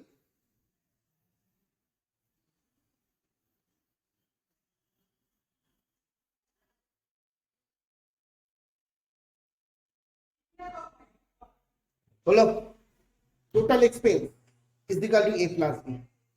এবার প্রশ্ন পড়ে, এগুলোর দিকে দেখাস না, এটা আগেরটা অঙ্কটাকে মডিফাই করছি এটা বোঝানোর জন্য, যেটা ওটা এটা সেম অঙ্ক। এবার বলছে এই দুটো অংশের মধ্যে একটা হচ্ছে এক্স এর সঙ্গে সরল বেঁধে, তাহলে a ভ্যারিজ এজ এক্স, আর একখানা হচ্ছে এক্স স্কোয়ারের সঙ্গে সরল বেঁধে, আর একখানা হচ্ছে এক্স স্কোয়ারের b varies as X square. তাহলে এখানে কত হবে k2x স্কয়ার।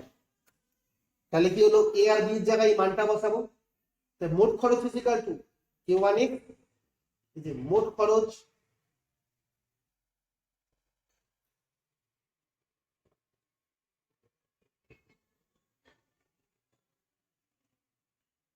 ইংলিশটা লিখলাম না, লিখে নিস, মোট খরচ ইকুয়াল টু এর জায়গাতে k1x প্লাস b এর জায়গায় k2x স্কয়ার।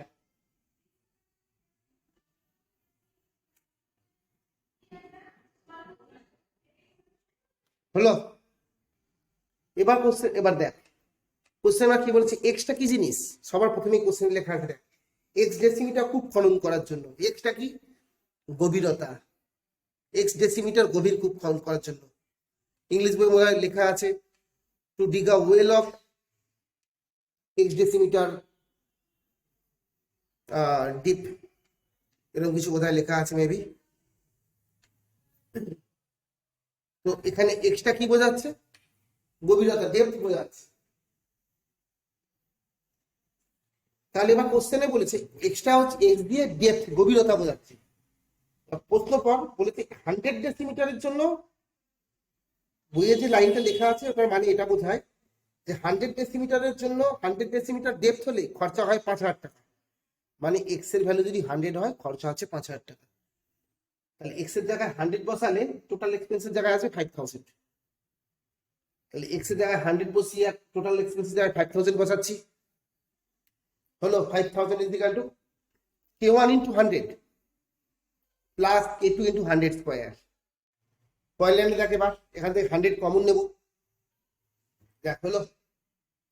ঠিক সেম স্টাইলে বইয়ে আবার লেখা আছে 200 ডেসিমিটার যদি ডেপথ হয়, গভীর হয়, তাহলে খরচ নাকি 12000, 12000। তার মানে এক্স এর জায়গায় 200 আর টোটাল এক্সপেন্স মোট খরচের জায়গায় 12000। আর একটা সমীকরণ পাশে দাগ দিয়ে বানাচ্ছি, দেখো দুখানা ইকুয়েশন হয়ে গেছে। এবার আমি কি করব, ঠিক আগের বারের মতো অপূর্ণায়ন করবো, মেথড অফ এলিমিনেশন করে আমি k1 আর k2 ভ্যালুটা বের করি, k2 ভ্যালুটা বের করে দেখাচ্ছি। দেখো অপূর্ণায়নটা লাল পেন দিয়ে করে দেখিয়েছি। k2 ভ্যালু এসছে 1/10, এই k2 ভ্যালুতে আবার 1/2 যেখানে খুশি বসিয়ে দাও, তাহলে বা k1 বেরিয়ে যাবে। 1 নাম্বার বা 2 নাম্বার ইকুয়েশন যেখানে খুশি বসা। চলো আমি একই বসাচ্ছি। দেখো ওর উপরে এখানে রেড পেন দিয়ে করেছি যাতে বোঝা যায় k1 এর ভ্যালু কত হয়েছে 40। তার মানে মোট খরচের কনসেপ্টটা কি দাঁড়ালো? মোট খরচ ইজ ইকাল টু k1 এর ভ্যালুটা ইন্টু এক্স প্লাস k2 এর ভ্যালুটা ইন্টু এক্স স্কোয়ার, যেখানে এক্স হচ্ছে ডেপথ, গভীরতা বোঝাচ্ছে। এবার কোশ্চেনের দিকে তাকা, ফাইনাল আনসার কি চেয়েছে? বলছে যে এবার লাস্ট লাইনে 250 ডেসিমিটার কূপ খনন করতে কত খরচা হবে, তাই তো? মানে 250 ডেসিমিটার একটা ওয়েলকে যদি ডিগ করতে হয়, মানে two ডিগ a well of 250 decimetre, total expense কত হবে? তাহলে কি লিখবো? এবার একদম ফাইনাল আনসার বেরোচ্ছে। অতএব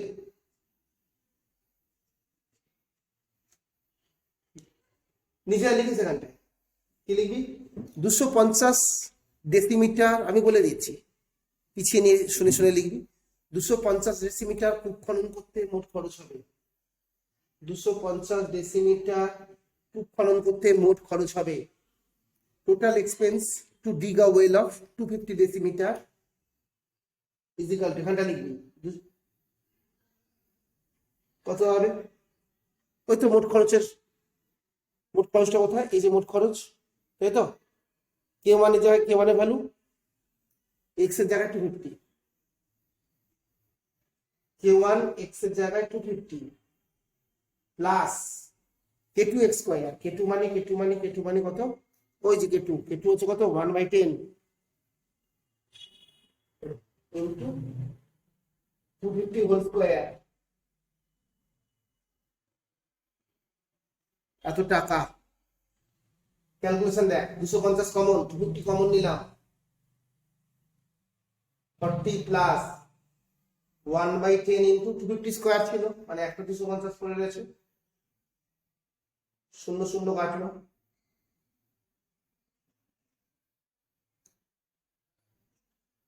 কত? 65, এত টাকা। এবার তাহলে যোগ বিয়োগটা করে ফেলি, 5 25 125 এর 5 1200।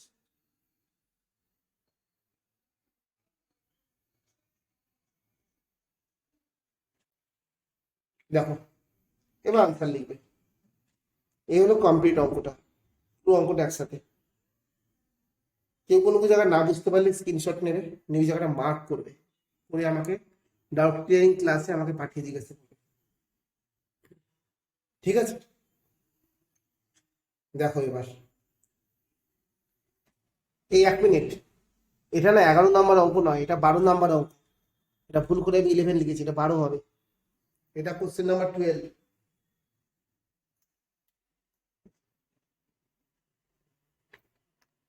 ঠিক আছে? এটা করে নে, মুছছি। হ্যাঁ, কোশ্চেন নাম্বারটা ভুল দিয়েছিলাম প্রথমে। এবার আমরা করব হচ্ছে কোশ্চেন নাম্বার 13। চল পজ কর, করে 13 নাম্বার অঙ্ক পড়। 13 নাম্বার কোশ্চেন পড়, 13।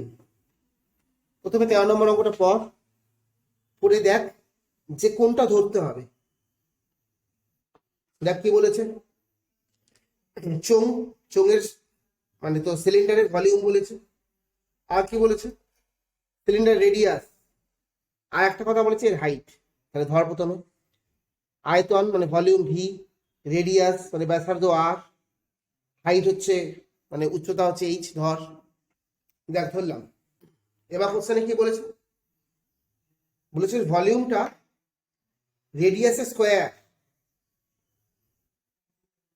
স্কোয়ার আর হাইটের সঙ্গে যৌগিক ভেদে আছে, মানে জয়েন্ট ভ্যারিয়েশনে আছে। তার মানে কি?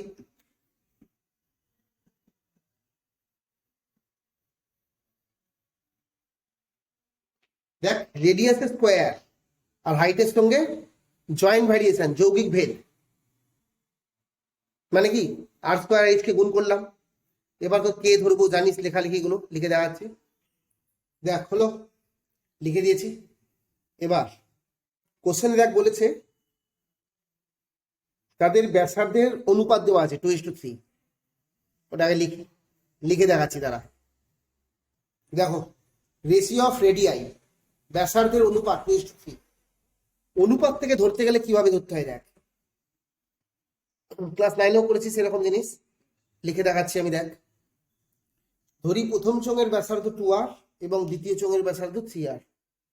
Radius of first cylinder 2r আর রেডিয়াস অফ সেকেন্ড সিলিন্ডার হচ্ছে 3r। একটা লাইন বাংলা লিখেছি, একটা ইংলিশে লিখেছি। এদিকে দেখ, এখানে ক্যাপিটাল আর ধরেছি, সেই জন্য এখানে কিন্তু ক্যাপিটাল আর ধরা যাবে না, এখানে স্মল আর। এখানে যদি স্মল আর ইউজ করিস, ওখানে কিন্তু স্মল আর চলবে না। এক অঙ্কে সেম ভ্যারিয়েবল দু জায়গায় অ্যাপ্লাই করা যায় না। এবার পাশে লিখবো আর হলো আনুপাতিক ধ্রুবক, R greater than 0। R is the constant of ratio. অনুপাত থেকে ধরতে গেলে এভাবে লিখতে হয়। দেখো, তাহলে এটা রেডিয়াই এর কেস গেল, মানে ব্যাসার্ধর কেস গেল। আরো একটা অনুপাত দিয়েছি, উচ্চতার অনুপাত। দেখ, অনুপাত থেকে যখন ধরবি সবসময় অনুপাতটা প্রথমে মেনশন করে দিবি, লিখে নিবি, তারপরে ধরবি। এবার উচ্চতাও নিজে নিজে ধর, হাইটের যে রেশিওটা ওখান থেকে ধর, দিকে নিজেরা পজ করে লেখ, আর না পারলে আমারটা দেখ। দেখো, একটা বাংলা একটা ইংলিশ লিখেছি। এখানে এইচ হলো আনুপাতিক ধ্রুবক, মানে সেম লেখা, H is the constant of ratio, H greater than 0। এবার কোশ্চেন দেখ কি বলছে। এবার বলছে যে ওই দুটো যে চোঙ আছে তাদের আয়তনের অনুপাত নির্ণয় করি। অঙ্কটা এক লাইনের, এসব নাটক করতে করতে বিশাল ব্যাপার স্যাপার, ঠিক আছে। এবার কি, চোঙ দুটির আয়তনের অনুপাত। তো আমি রেড পেন দিয়ে করছি, এদিকটাই করছি, দেখে বুঝতে পারবি। দেখ, লিখেছি চোঙ দুটির আয়তনের অনুপাত, ratio of the volume of those two cylinder. ভলিউমের ফর্মুলা হচ্ছে এটা, ফর্মুলাটা নয়, এটাকে আমরা এখানে ফর্মুলা হিসাবে ইউজ করব, বা কাইন্ড অফ ফর্মুলা তুই বলতে পারিস। কি, আয়তন অনুপাত। তাহলে প্রথম চোঙের আয়তন কি হবে, ফর্মুলা কি, কে আর স্কোয়ার এইচ। কেটা কে বসবে, বসাচ্ছি কে। দেখ, কে বসিয়েছি, আর স্কোয়ার। প্রথম চোঙের আয়তন বের করছি তো, দুটো চোঙের আয়তনের অনুপাত মানে কি, প্রথম চোঙের আয়তন ইস টু দ্বিতীয় চোঙের আয়তন, volume of first cylinder is to volume of second cylinder. ভলিউমের ফর্মুলা হচ্ছে, এটা কি ইউজ করছি, কে আর স্কোয়ার এইচ। কে লিখেছি আর স্কোয়ার, আর মানে কি প্রথম চোঙের ব্যাসার্ধ। প্রথম চোঙের ব্যাসার্ধ কোনটা, এই দেখ, প্রথম চোঙের ব্যাসার্ধ। রেডিয়াস অফ ফার্স্ট সিলিন্ডার কত, 2r। তাহলে এখানে আর স্কোয়ার আছে, রেডিয়াসের জায়গায় কত বসবে, 2r বসবে, 2r এর হোল স্কোয়ার। আমরা কি করছি, প্রথম চোঙের আয়তনটা লিখবো। তো প্রথম চোঙের আয়তন কি, এইটা ফর্মুলা, কে তারপর ব্যাসার্ধ square, radius square into H. প্রথম চোঙের করছি যেহেতু, তাই কে লিখলাম, রেডিয়াস হচ্ছে 2r, এটা স্কোয়ার করলাম, আর এইচ হচ্ছে এইটা 5h। প্রথম চোঙের এই যে লেখাই আছে 5h, তাহলে কত হবে, দেখ হলো ইস টু। এবার দ্বিতীয় চোঙের আয়তন নিজে বল কত হবে, ভাব। চলো বসিয়েছি, এবার ক্যালকুলেশন দেখ, কে আর কে কাটবে, এখানেও আর স্কোয়ার, এখানেও আর স্কোয়ার কাটবে, এখানেও এইচ কাটবে, আরো যায়। এখানে এখানে দেখ 4 আছে, এখানে 2 স্কোয়ার মানে 4, সেই 4টাও কাটবে। তাহলে কি কি পড়ে গেলো, কেটে কুটে গেলে হয়ে গেল। তো এইটা হচ্ছে আমাদের আনসার, এক লাইনের অঙ্ক, কিন্তু সব এটা ওটা সেটা ধরতে ধরতেই এত বড়। কোনো জায়গায় না বুঝতে পারলে পজ করো, করে স্ক্রিনশট নাও, ঠিক আছে, নিয়ে বলবে। এই ভিডিওর লাস্ট অঙ্ক 15, এরপরে বাকি অঙ্কগুলো পরে ভিডিওতে থাকবে। দেখ, 15 নম্বর অঙ্ক, গোলকের আয়তন ব্যাসার্ধের ত্রিঘাতের সঙ্গে সরলভেদে পরিবর্তিত হয়, তাই তো। Volume of a sphere varies directly with কি, কিউব অফ ইটস রেডিয়াস। তাহলে কি করব, প্রথমে ধর গোলকের আয়তন ভি, ব্যাসার্ধ আর, ঠিক আছে। ভলিউম অফ স্ফিয়ার হচ্ছে ভি, আর রেডিয়াস হচ্ছে আর, ধরে নে, হলো। এবার কি বলেছে, আরো বলেছে কিন্তু, আর গোলকের পৃষ্ঠতলের ক্ষেত্রফল, গোলকের পৃষ্ঠতলের ক্ষেত্রফল ক্ষেত্রফল মানে হচ্ছে এরিয়া, মানে সারফেস এরিয়া, সারফেস এরিয়াটাও ধরতে হবে। হলো, এবার কোশ্চেন দেখ কি বলেছে। কোশ্চেনে বলে তো আছে V varies the R cube, আর A varies the R square, তাই তো? কোশ্চেন দেখ, এটাই লেখা আছে।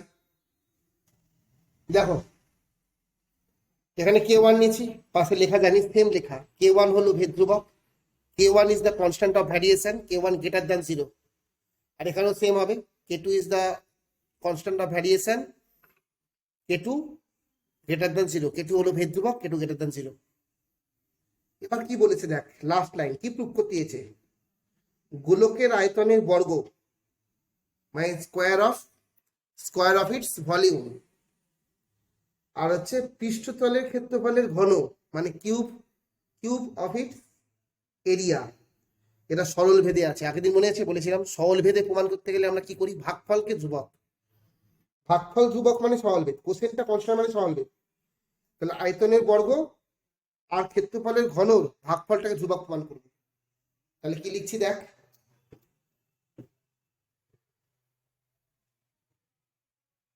দেখ আয়তনের বর্গ নিলাম ডিভাইডেড বাই,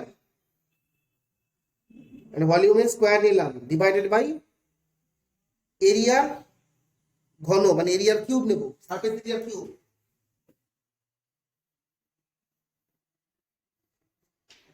এটা ইজিক্যাল টু কনস্ট্যান্ট প্রুফ করতে হবে, ঠিক আছে? তাহলে এটা ইজিক্যাল কনস্ট্যান্ট কি করে প্রুফ করবো দেখি, সোজা জিনিস, ভি তো দেখাই যাচ্ছে কে ওয়ান আর কিউব, ভির জায়গায় কে ওয়ান আর কিউব বসাবো, আর ভি স্কোয়ার আছে মানে কে ওয়ান আর কিউবের হোল স্কোয়ার করে দেবো। দেখ ভি মানে কে ওয়ান আর কিউব, এখানে ভি স্কোয়ার আছে তাই কে ওয়ান আর কিউব বসিয়ে স্কোয়ার, এ কিউব করতে হবে, এটা প্রথমে বসাবো, কিউব আছে বলে এটা বসিয়ে হোল কিউব। দেখ r to the power six, r to the power six কেটে গেছে, কি পড়ে আছে, কে ওয়ান এর square, K two square, K one কি কনস্ট্যান্ট, কে টু কি কনস্ট্যান্ট, তাহলে কে ওয়ান এর স্কোয়ারও কনস্ট্যান্ট, কে টুর কিউবটাও কনস্ট্যান্ট, এটা কে টুর কিউব লেখা, কে টুর কিউবটাও কনস্ট্যান্ট মানে পুরোটাই কনস্ট্যান্ট, মানে V square by A cube is equal to কত, ধ্রুবক কনস্ট্যান্ট। হলো, তাহলে V square by A cube is equal to constant, তার মানে কি V square vary the A cube. চলো দেখো হলো, প্রুফ, এটাই প্রুফ করতে দিয়েছে। তাহলে আমি এবার এই ভিডিওটা এখানেই শেষ করছি। নেক্সট ভিডিওতে যে অঙ্কগুলো থাকবে সেটা হচ্ছে 4, 5, 6, 7 আর থাকবে 10, 4, 5, 6, 7 অ্যান্ড 10 থাকবে। তারপরে ভিডিওতে হচ্ছে তোমার এমসিকিউ, এসিকিউ, তারপর এক্সাম্পল মানে উদাহরণের অ্যাপ্লিকেশনের অঙ্কগুলো থাকবে। এরপরের ভিডিওতে যাবে হচ্ছে তোমার 4, 5, 6, 7 অ্যান্ড 10। চলো টাটা বাই, নেক্সট ভিডিও আবার দেখা হবে, এন্ড করলাম।